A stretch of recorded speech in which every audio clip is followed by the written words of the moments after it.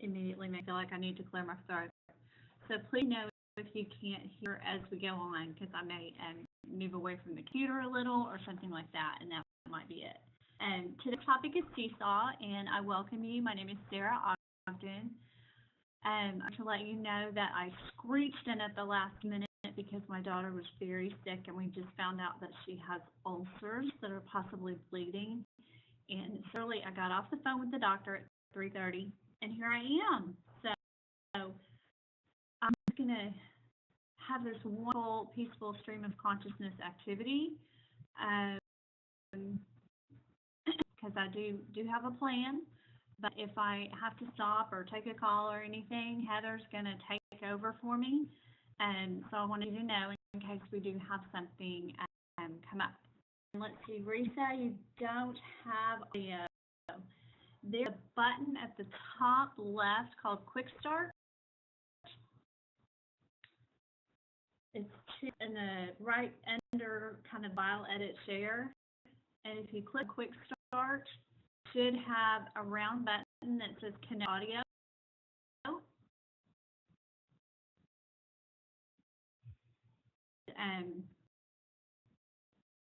I'm going to chat with you as well about that so that I can go ahead and get started.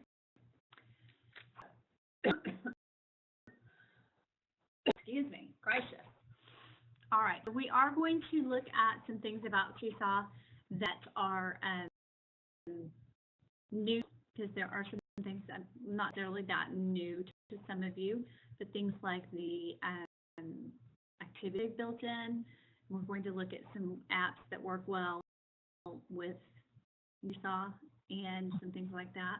So I'm going to go to find Chrome. My computer is going to show me. Go. Okay. Here's I'm back online. Yes, I am. Good deal. Okay. And get my mouse and talk about what we see a little bit. I'm also going to turn my phone can tell me if anyone needs me.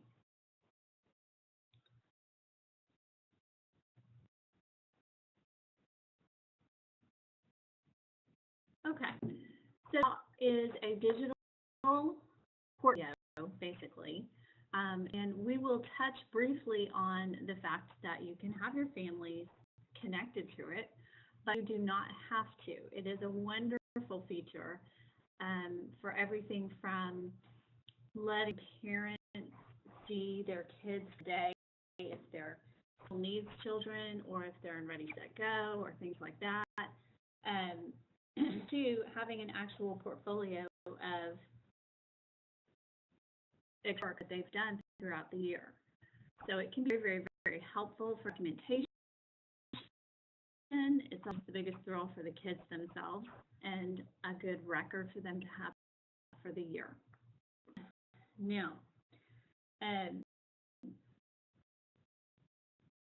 Heather, to go in and out. So Heather, I'm curious, what are you seeing right now? Are you seeing my what are you seeing my Seesaw app?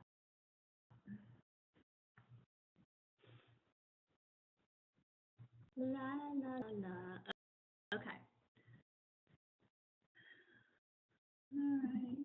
So back here. Okay. Here we go. Check that.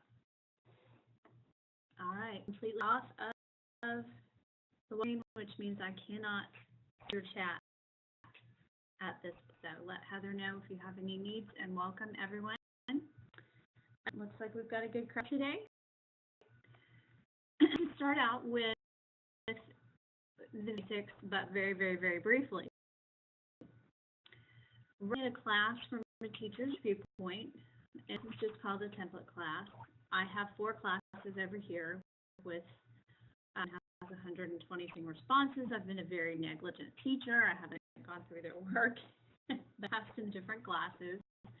If I look at this one, we have a lot of examples to look at. So I'll start with this. that we have journal, activities, inbox, skills, and blog. I'll start telling you that we will not touch on skills today because skills are part of the paid program. Only one campus I know of is investing in that at this point. Blog we will also not talk about today because you can put announcements and things that are almost blog-like through the announcements journal. So we don't really need to worry about those two. The main teacher page would look like. We will these three, journal, activities, and inbox. We're going to go over the settings here because it is new. Thing used to live over here where it says Sarah Teacher for Classes. It used to be that when you would click on your name, you would have all the management stuff scroll down here. Now you just see your class or create a new class with one gear that work on your account and get it device information, etc. Not the, it's kind of the very specific stuff. It's not how to set up your class anymore. That moved over here to the little wrench. And hopefully I keep leaning forward to the computer and make sure everybody can hear. All right. So go ahead and go through the wrench. Then we're going to reverse direction and go briefly through the plus sign. Then we're going to come down to journal, activity, inbox, and that we can use different apps within Seesaw. So click on the wrench. This is everything went that used to be under your name. You can invite families here, but again, you do not have to.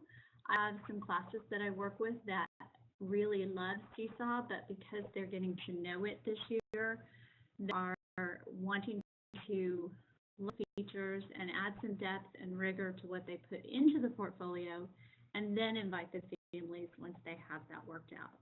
So that's fine. Please keep it in mind for later because it's one of the real strengths of this application.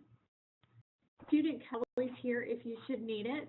It doesn't change. So I know sometimes we have things where kids show a QR code or they type something in, and then later, if another kid comes to school or another kid joins the game, they have to get a different code or we have to start over. And kind of thing with Seesaw, which is nice. And when I put on this, we see we have the class code in a QR version. I can click on a text class code. The text class code will go away in an hour. And this right here, never share class sign-in codes on social media. And go back here, never sign-in codes on social media. That's not just talking about social media. This should also never go public way, so to speak. It is not something that should be shared. It is private, and it's going to lead to their own submissions, so to speak. It's going to lead to their own portfolio. This one to the whole class, and therefore it would be a FERPA violation. You could print it for in the class. You can print one, hang it up. Kids can take their iPad out, log in if they need to, if it's been logged out of the iPad, but it's not something that would go home because this is the one that's kind of the golden ticket, so to speak. With older students, we would have them sign in with their and excuse me, QR code. But the littles, since they have trouble, we can use the code and it works well with the iPad. So through all of these, because I know you're big kids that can read, but you can change things at any time. They're never set. You can name, grade level, manage teachers. Manage teachers, I do want to mention. You want to add a teacher, but with a free version, version, only one teacher. If we see paid version, you could add multiple teachers, but I would suggest that this would be like your co-teacher or TS that you're working with that's helping you get started. You can subscribe to a teacher and change it to someone else at any time. It's not permanent. You can change your icon. I'm not going to take the time. And then we talked about the codes that hopefully you're already aware of and have your class going. And students is where you would go to or delete them. They come into your class or move away. Student likes and comments is interesting and a voice. And to have it just because of so-and-so likes and so-and-so, or especially as the students get older, having some inappropriate comments. If you do want comments, you can still have them require approval. However, most teachers find that that's very time-consuming. Off the comments and the likes, you don't worry about anyone who's getting hurt. You can just turn those off and leave them off. Personal choice. A lot of times the younger kids are very kind about it, and it's not a problem. So again, that's up to you. The bell. Now, students can see each other's work is another thing to take into consideration. When I work with younger classes, I leave this on because we're so supportive of seeing each other's work, and the teacher is also promoting every student's work individually and equally. They can almost like a gallery walk by seeing everybody's work. That helps them kind of get an idea of maybe where they need to be, but in a gentle way, and gets them, they can show off their stuff too. So you could leave this on. However, you would need to have it turned off, have the work viewed at home, because it's a violation. And the older kids may not be appropriate with seeing each other's work. New require approval, I would always leave that on with students no matter what. Things can happen inadvertently with youngsters and their spelling or their pictures.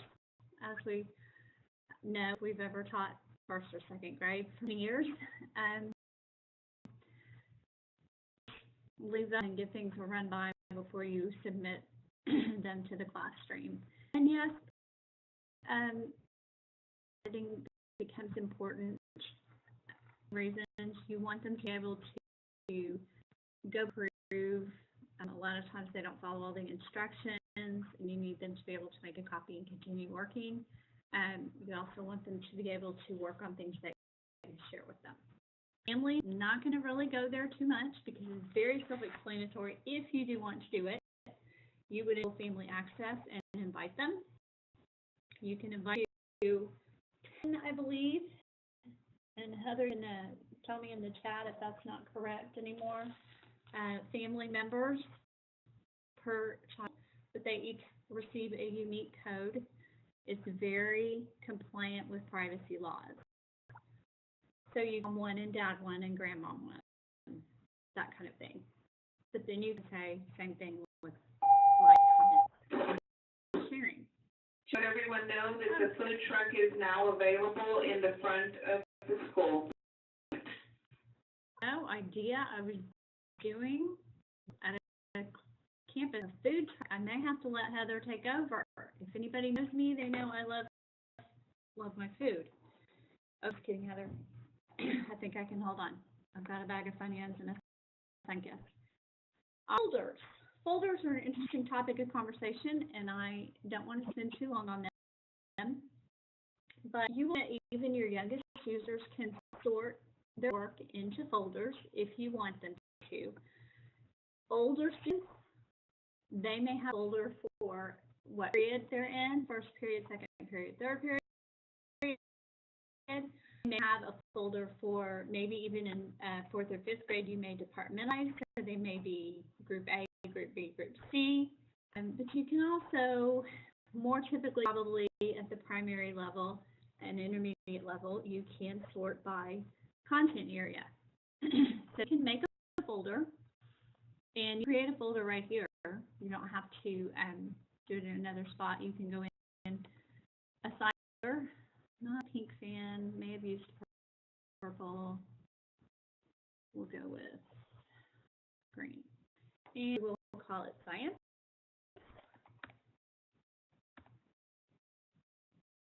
Check mark and science folder. Now what will is that when the student submits their work, we'll ask them to choose a folder to put it in before they choose to submit it the final time. And that's something you round with when you have a chance. This means, yeah, she would want this to show up and that, hey, do you want to add it to a folder? You want to give them that option. That's why we made the folders. This, excuse me, I got this skills for the free version. This is important, and I'll tell you why. This little right here that says save to camera roll, and my goodness, somebody just brought me a bottle of water, and I'm so excited. Thank you, Karen, because I'm having a lot of allergies and trouble talking today. Save to camera roll.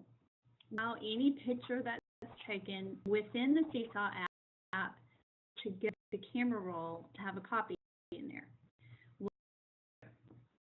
Okay, here. If the kids have an assignment and they stop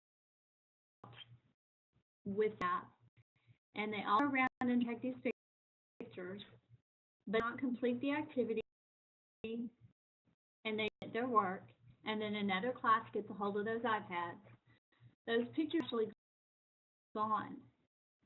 They were in limbo, so to speak. Not saved to the camera roll, and they are not submitted by Seesaw. They don't. So make sure that that is on just in case.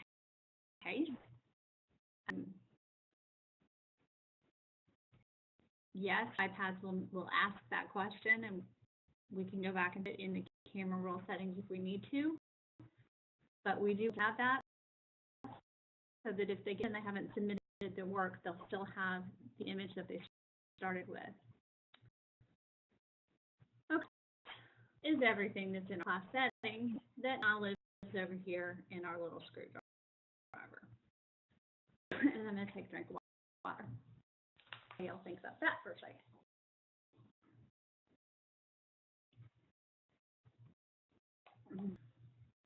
Okay. Now,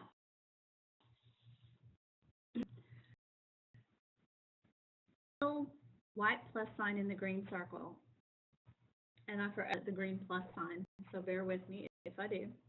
It is the most presentation if we went here. Sorry, not here. It's here. Got off with a click. To what students would see on their iPads when they're doing their work. I do not intend to, unless we need to go back and do that. I did not intend to reflect my iPad today and show you the student side of things because it's incredibly user-friendly. You are pictorially based the entire way through. So this is what they see.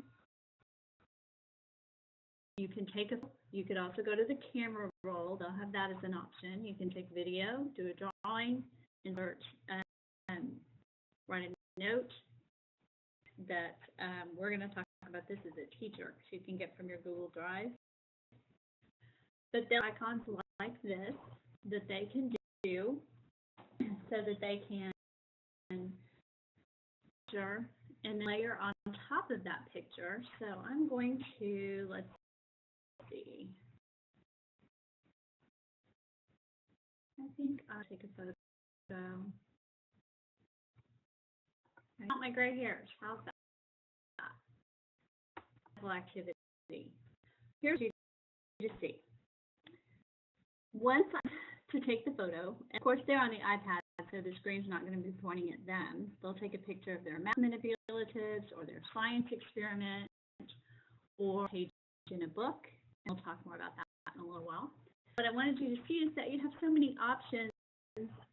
One, to take a picture that what we call layering. It's not a one and done type app.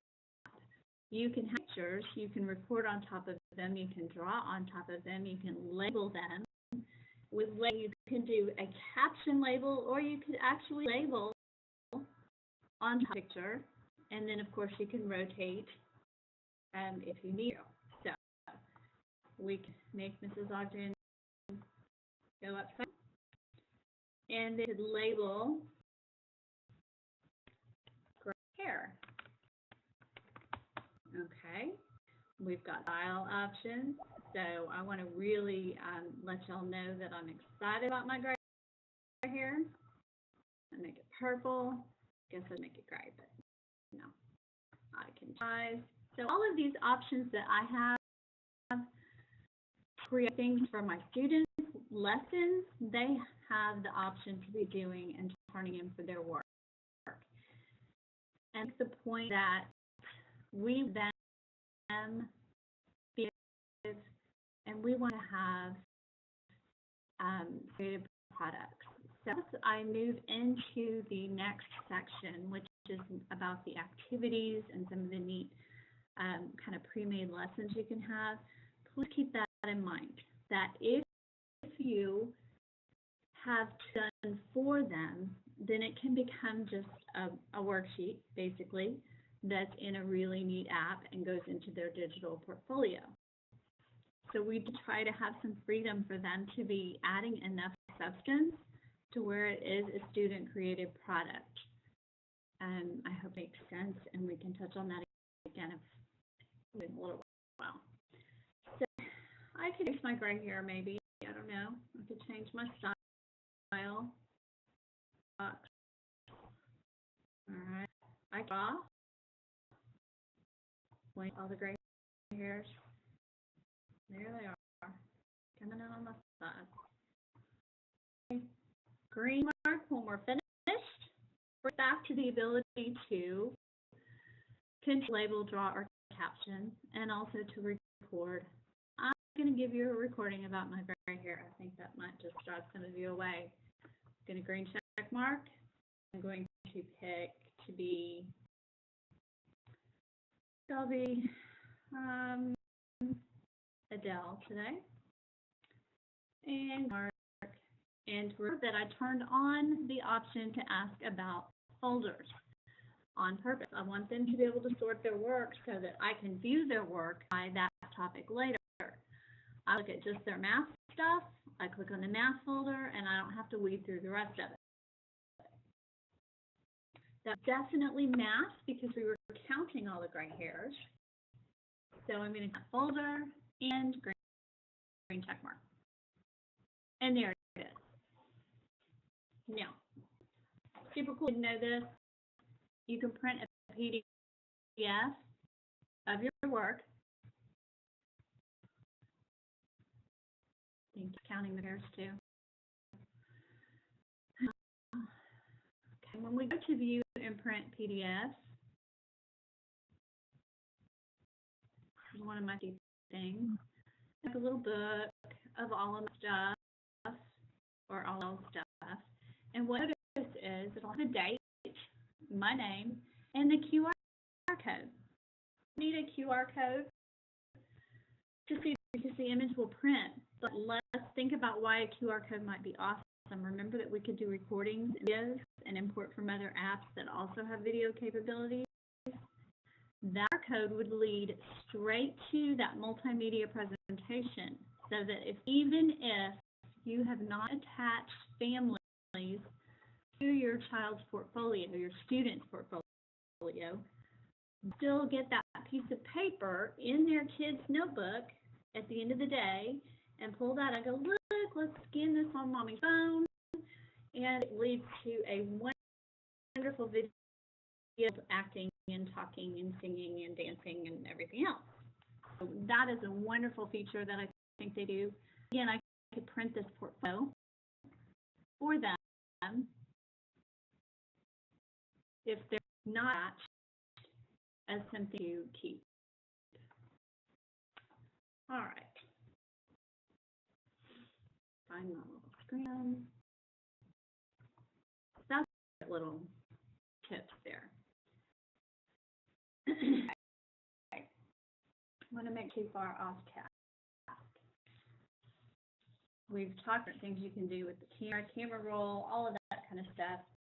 You can video, you can share links, you can add files. Let's look at that. I could go in here and I'll post a student journal, and you'll see that when I add a file, right here, select from Google Drive.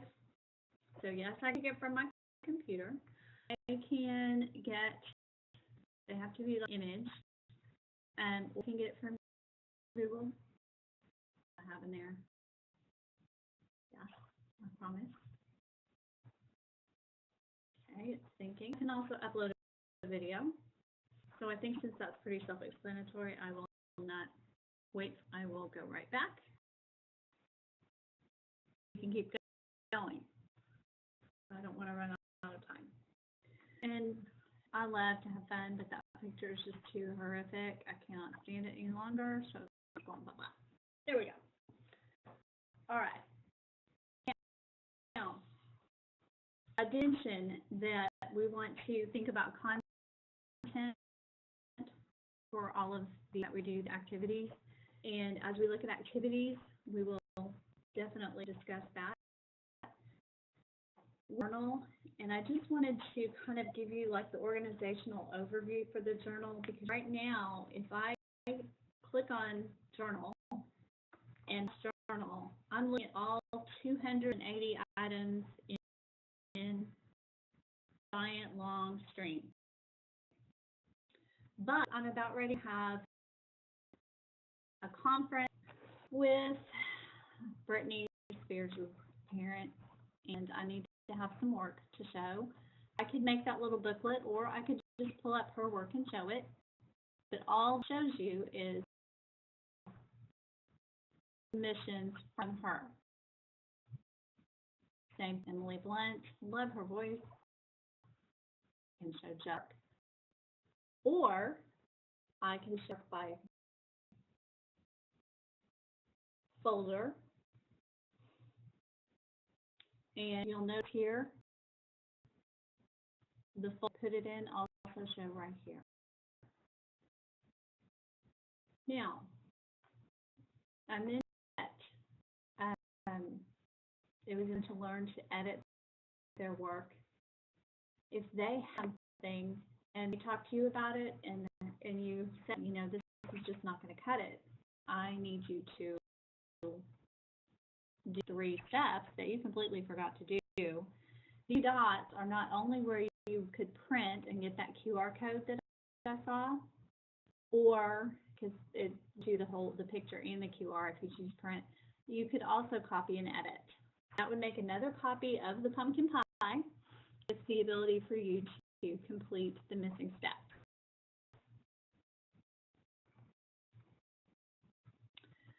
Pause for just a second because I realized it's halfway mark, and I'm going to check my phone since my Skype doesn't work and see if Heather's been texting me madly that nothing is working or anything interesting like that. Yay! It's empty from Heather. That's good news.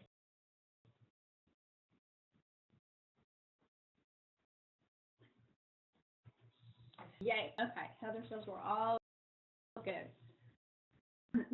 Now,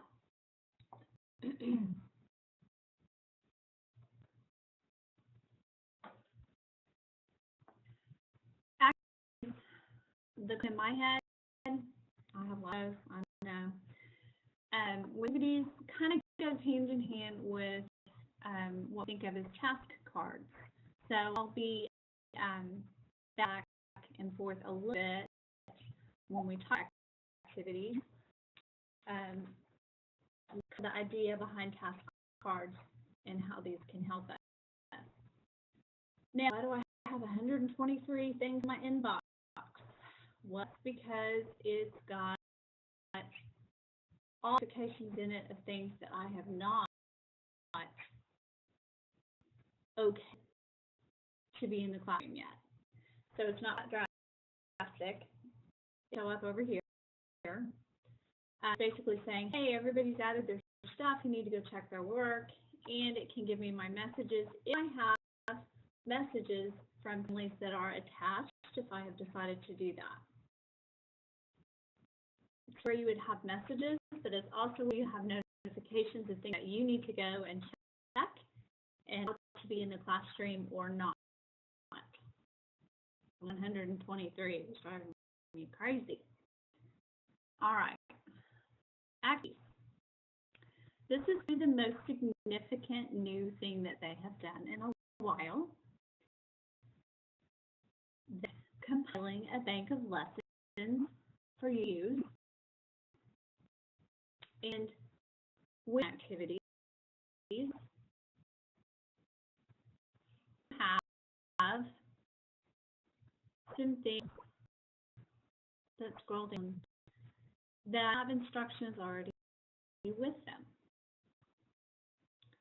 Our templates, so to speak, they're awesome because they have the pictures, they have instructions, they have all instructions recorded for the kids. They're pretty awesome. I'm just saying. So if I click on the activity, and it's only blue because I chose the blue theme, and that's my plus sign, posting to student journal. Activity is where we're going to look next. It will draw activities, and if you look over here, you have grade, and you sort by a grade, or you can just browse all of them. Try to look at least a grade below and a grade above. I am looking for a lesson or something that I might mutate to be a lesson that would work for me because I don't want to miss something. But if we all, they are the library, and that would be a lot of scrolling. So I think with fourth grade, you've got, okay, I'll skip over that one, I'm looking for something, writer's workshop.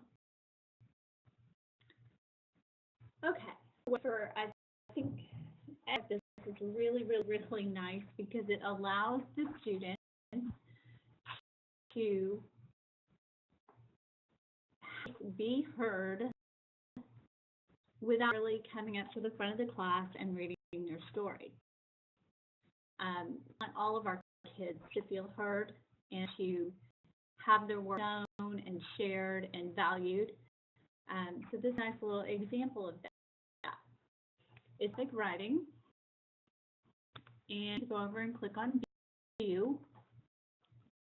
And when I do a few extra things that you'll see, one is I could just plonk that down in everybody's Seesaw and share with all the students in the class. I love it just the way it is. And we're got tomorrow in writing, then by golly, click share and share. But by doing it, all I'm taking a look. Also come over here and customize. Now this is pretty cool. When you can instructions, change instructions, delete instructions. You can record your own instructions. You might listen to theirs first and see what you think. And I call attention to these little dots in here. Word add, photo, mic, and check. Each of the words has dots. I could call them colons, excuse me. before, that so that it will automatically code the image for you. So I just went back. Now you know that. I'm going to say yes, I don't want to change anything. Do you have the little pencil? I'll go back to the one we were in. Another fourth grade workshop. So the edit symbol, the camera symbol, the microphone symbol, and the green check mark are all inserted because of the code. Pretty cool. Just fine. In here, and I want to customize it. If I could add something, I could additional, so to speak, with the colon at the beginning and the end, it would insert the picture for me, which is really nice. This example attached, so you could also in your own template, your own example. So this is highly editable, completely ready. When you have finished the way you like it, you could preview it and what you think and save it for later.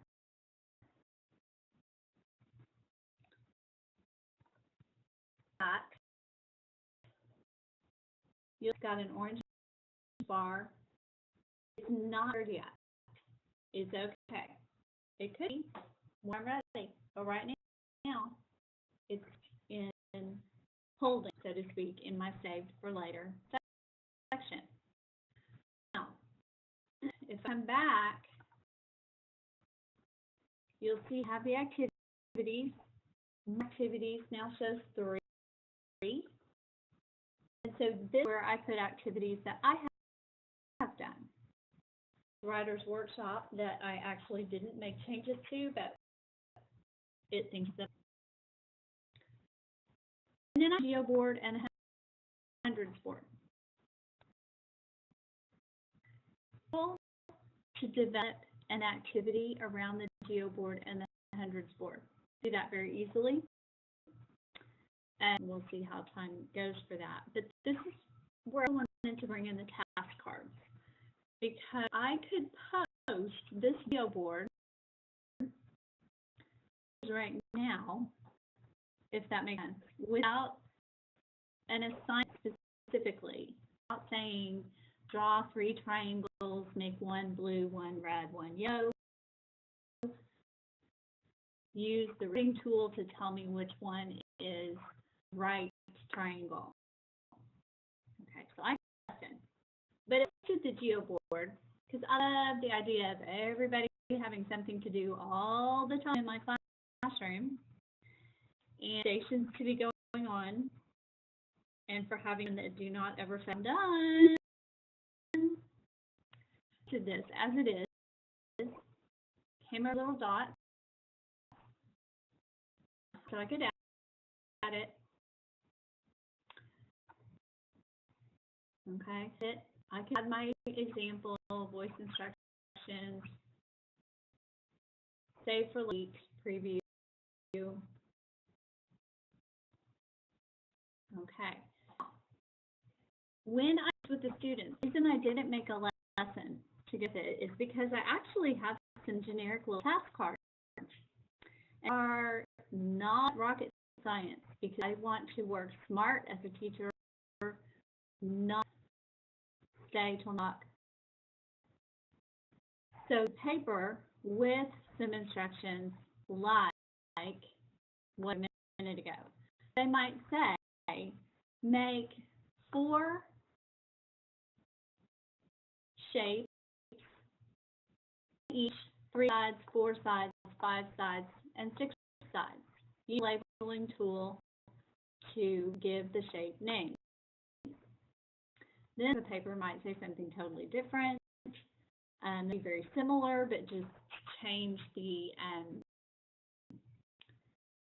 shapes they have quite a few different options for that same geo board, to where it could be occupied for quite a while, or go to that center every day for a week, or once a week until we're finished with geometry, or a view, and they're doing it one time as an activity. So to kind of have in your head the duality of how to do more of the and variation versus amazement of the activities, because they really are nice, they're fabulous, and you want to promote them. So I'm going to go back to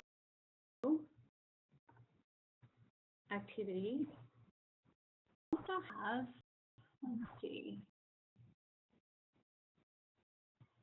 like a blue bar, I could tell you where it is. A picture of little codes. I have two windows open.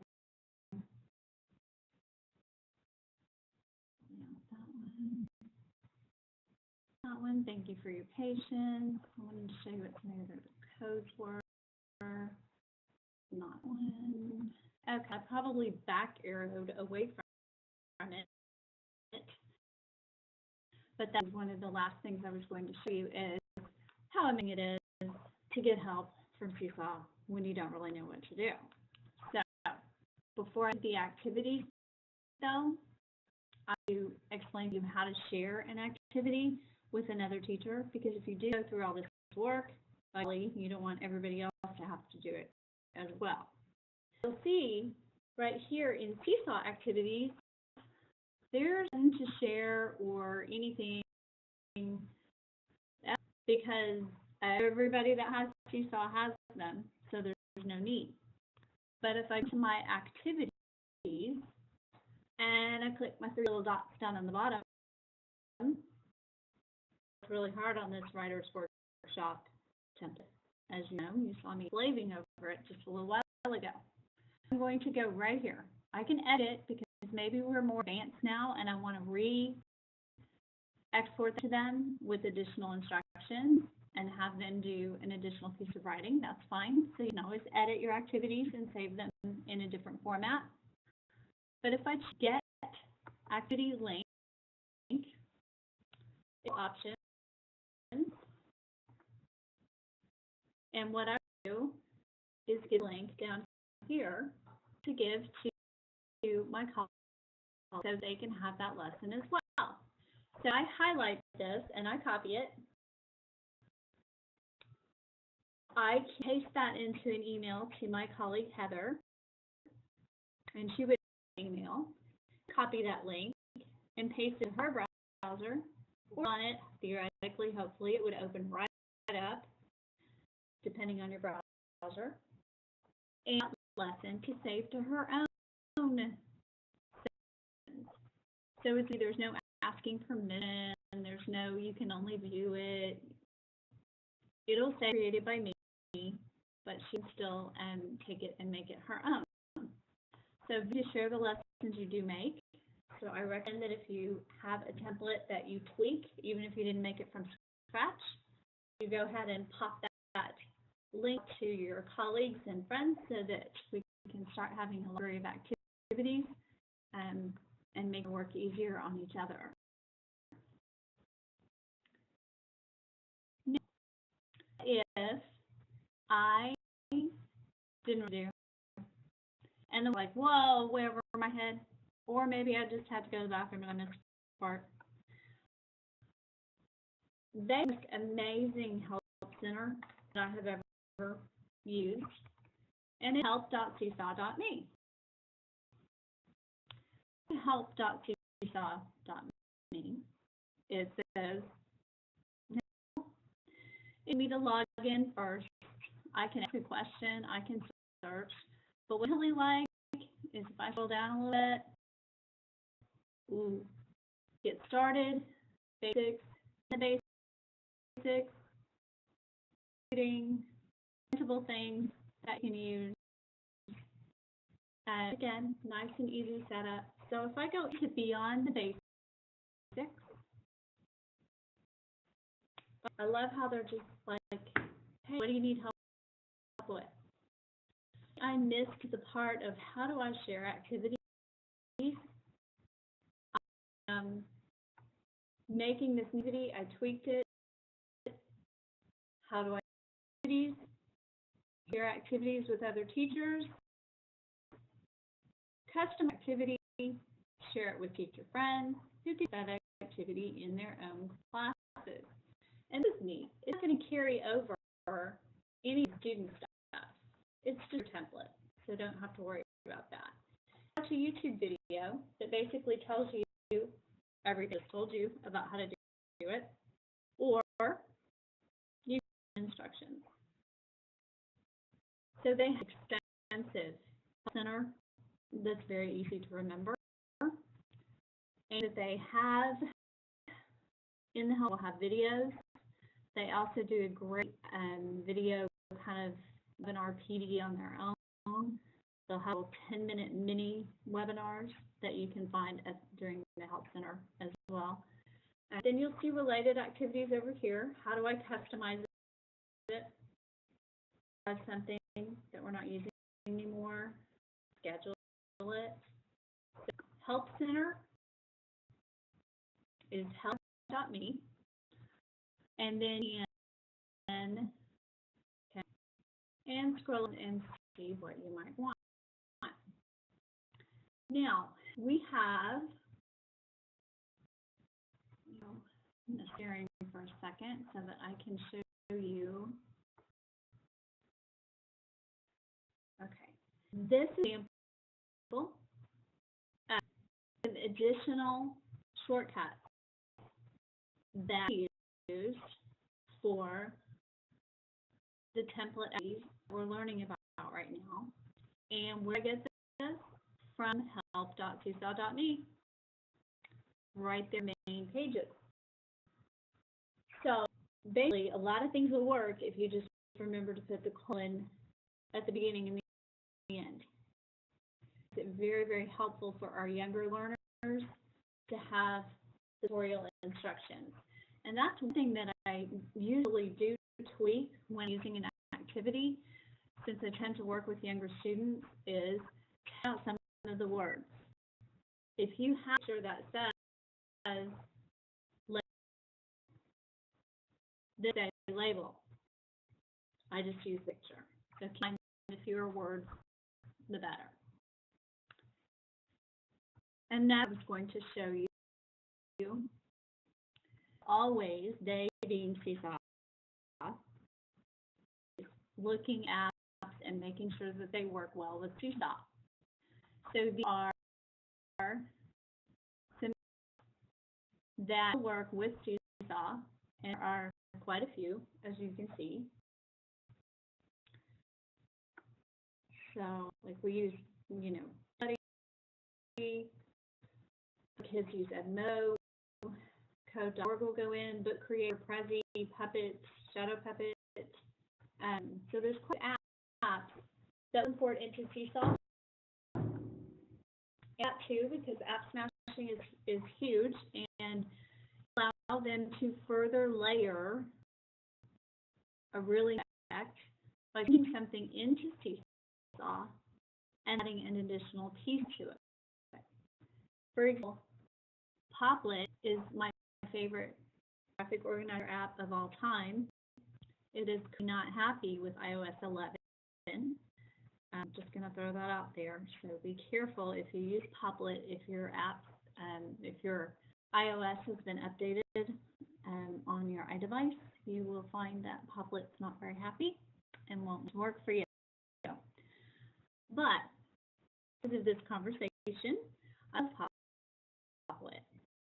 But so I make my web, my label, my text, my first, next, last, whatever I want to as far as a graphic organizer. I put it into Seesaw, but I don't have to be finished at that point. At that point, I could use doodling and drawing tools to end the project, and I could record, my voice. Try to make a new word there. Explain some of the project that are much to fit in a little bitty bubble. So maybe I just have kind of a little phrase in the bubble, but I want to talk and give you more of that. So Seesaw can be used a lot for adding depth and rigor to products that maybe came from another source, like Google or an Apple, such as these. That's kind of a lot to think of. Now, I'm going to go back to the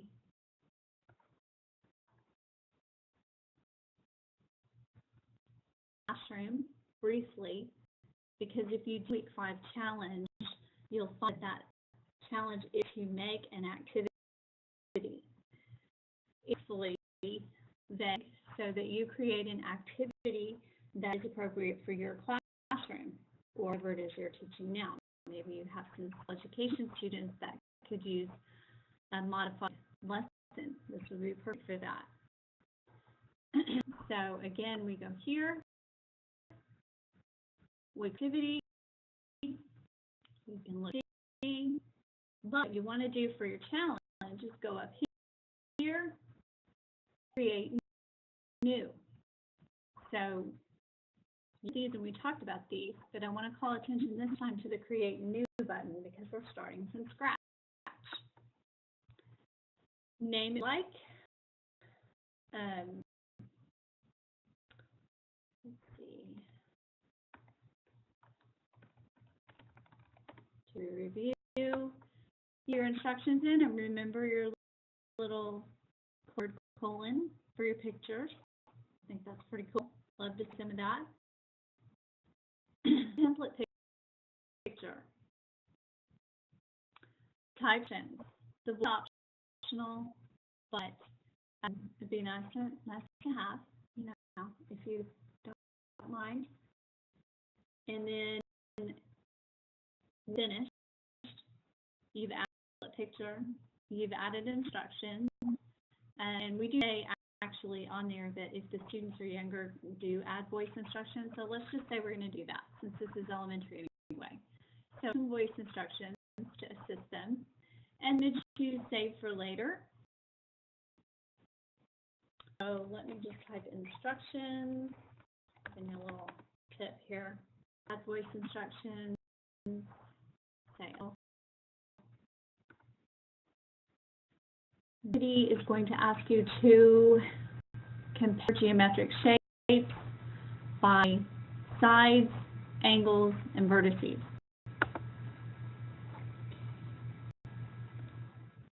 I'm to add my template, which I'm not going to work on right now because we're running low time, and I choose save for later.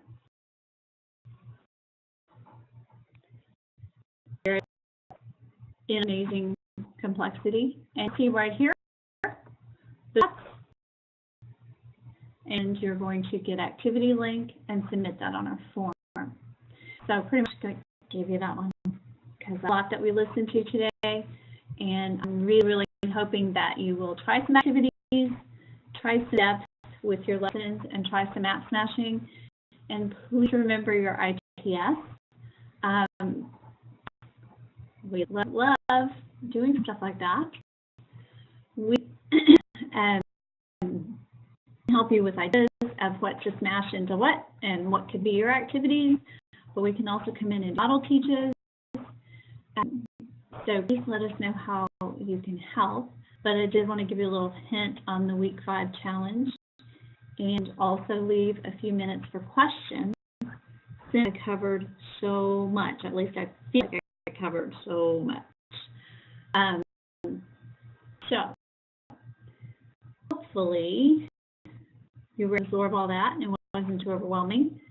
And I'm going to go back out to where I can see the chat and see how Heather's been doing with the handling questions, and see if there are any questions for me or the whole group. Let's see.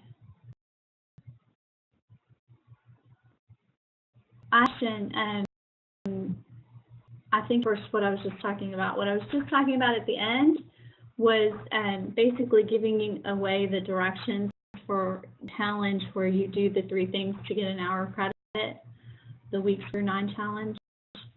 And so this is not something I'm expecting you to do for this webinar class. I was just kind of coming out there, giving you the challenge instructions for the one where you would get the 20 minutes per challenge. Any questions?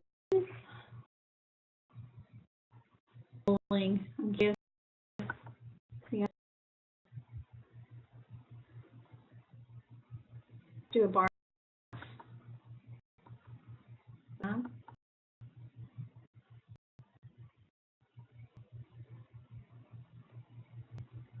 Okay. So it looks like most of our jurors using one file and quite frequently, so that's good. And a lot of them using it weekly for student work. Excellent.